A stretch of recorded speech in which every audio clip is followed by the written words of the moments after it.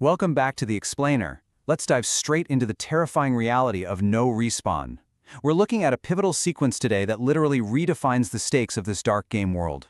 In most games, a safe zone is exactly that, right? Safe. After surviving their initial drop, the players thought they'd found actual sanctuary in Haven, this town protected by a glowing barrier and walls made of giant bones. But as we're about to see, that illusion of safety? It's about to be violently revoked. So, we pick up exactly where the nightmare begins. A tiny crack appears in Haven's protective barrier and something just slips through. It's an elite enemy known as the King's Messenger, and its physical description is absolute pure horror. Picture this: pale skin stretched over unnaturally long limbs, completely eyeless, and a mouth filled with hundreds of tiny human hands instead of teeth. It lands silently, smiles, and then, using the chillingly familiar voice of the game's developer, it whispers these words: "The tutorial is over." Now, the creature doesn't just attack the city guards here. It makes a horrific statement. In the blink of an eye, a soldier standing right next to our main character, Arjun, is just split in half. And honestly, the most disturbing part? The messenger bends backward at this impossible angle while those hundreds of tiny hands inside its mouth actually applaud the kill. Clap, clap, clap. It's a psychological attack just as much as a physical one. And look at how its movement absolutely breaks the game's physics. When the veteran city guards try to trap it with these glowing magic chains, the creature doesn't just dodge them. No, it moves like a corrupted video file. It actually skips frames. One moment it's there, the next it dissolves into flickering pixels, completely bypassing the magic to appear directly behind another guard, and it executes him with a crimson claw. It is literally breaking reality to slaughter the guards of Haven. So, as the guards' magic completely fails against this glitching entity, with their attacks just passing right through empty air, the new players, these 5 boys who just arrived from Earth, realize a terrifying truth. Nobody is coming to save them. If they want to survive this absolute threat, they have to step up. They have to use the unique, deadly abilities the system forced upon them when they entered the game.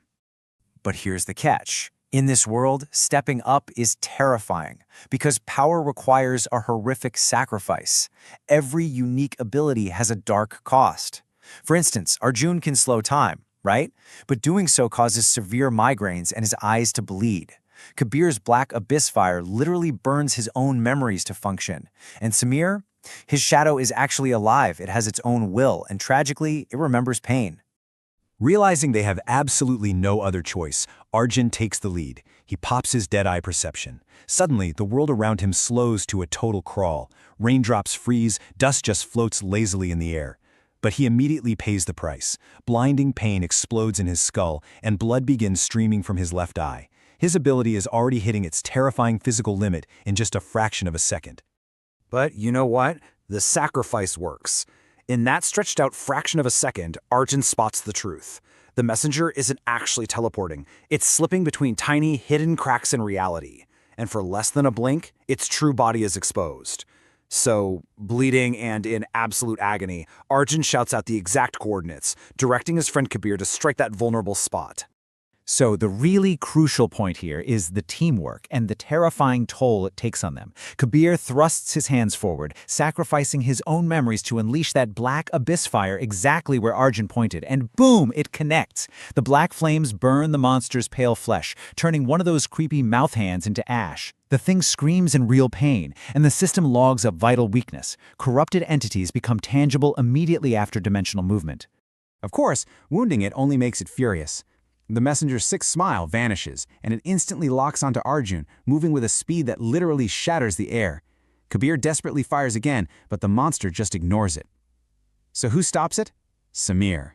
His sentient, living shadow peels right off the ground and grabs the monster's ankle, stalling it just long enough. Now, the most staggering takeaway here is the psychological cost. The messenger rips itself free, and Samir's shadow crawls back beneath him, trembling violently. It actually speaks to Samir. The system warned him that his shadow remembers pain, right? And now Samir has to stand there and listen to his own shadow beg not to be eaten by the monster. I mean, that is a devastating emotional toll for a game mechanic. But the creature is still coming. So Rohan steps up, risking his own sanity and some severe hallucinations by using his silver, all-seeing eye. He sees right through the fabric of the game and predicts exactly where this glitching monster is going to appear next. He points into empty space, and Elias, the veteran survivor who's been trapped in this nightmare for 34 years, he doesn't even hesitate. He swings his glowing sword at the empty air, And the blade connects exactly as reality cracks open. Elias slices right through the messenger's shoulder. Black blood sprays everywhere. The creature shrieks, and its body violently glitches, bleeding these digital pixels that pour out of the wound like smoke.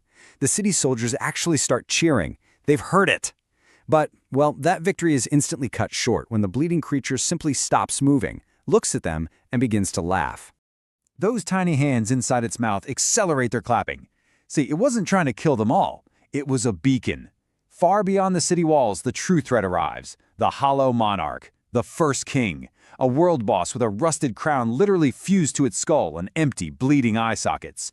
From kilometers away, its eyes fill with red light, and a single telepathic word drops into everyone's mind. Found. Just the impact of that one spoken word instantly kills an elderly survivor hiding in the safe zone.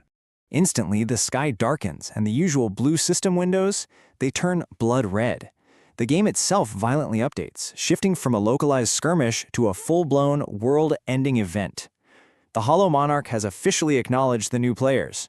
The countdown timer just vanishes, replaced by a terrifying confirmation that the siege has officially begun. That fragile safety haven briefly offered, completely wiped out in an instant. The Hollow Monarch takes a single massive step, and the impact alone cracks the bone walls of the city. One more step, and the protective, glowing barrier surrounding Haven shatters entirely, falling like fragile glass. The safe zone is officially dead. And hey, if you thought One King was bad, the sheer scale of this nightmare is really put into perspective right here. From the crimson fog behind the Hollow Monarch, monstrous silhouettes begin to emerge.